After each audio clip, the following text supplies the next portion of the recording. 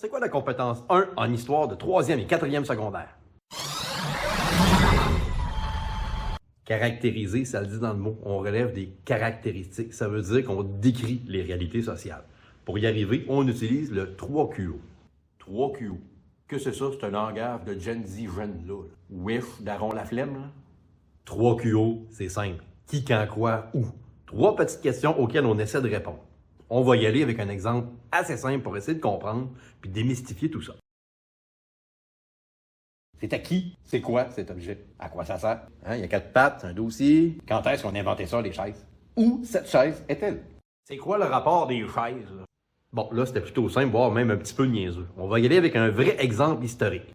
Allons-y avec la technique du 3QO toujours. Qui est ce personnage? Quand est-ce qu'on peut situer son action dans l'histoire? C'est quoi le rôle qu'il a joué? Où est-ce qu'on peut situer son action? Leonardo dans Ninja Turtles, c'est lui qui a le bandeau bleu, hein?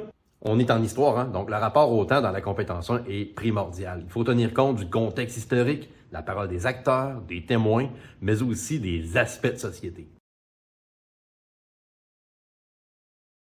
Puis là, je le sais, on n'est pas dans un cours de géo, on est dans un cours d'histoire, mais on n'a pas le choix. L'aspect géographique, super important. Hey, moi, dans mon temps, là, en géo, on dessinait des cartes, puis c'était pas mal ça. Il y a plusieurs façons d'évaluer la compétence 1, notamment les opérations intellectuelles, du moins une partie de celle-ci.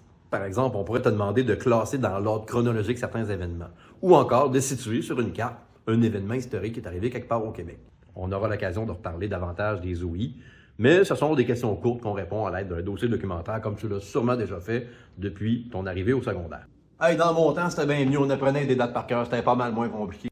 Une autre façon aussi qu'on pourrait avoir d'évaluer la compétence 1, c'est en te faisant faire une tâche de mise en relation, un peu sur le modèle ministériel comme il y aura à la fin de ton 4e secondaire.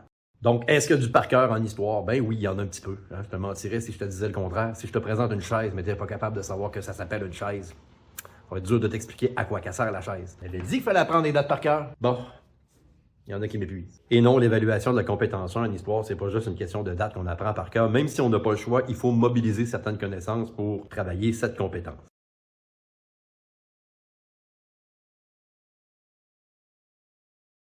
Je pense qu'on va avoir bien des sujets à discuter cette année. En attendant, on se dit à la prochaine.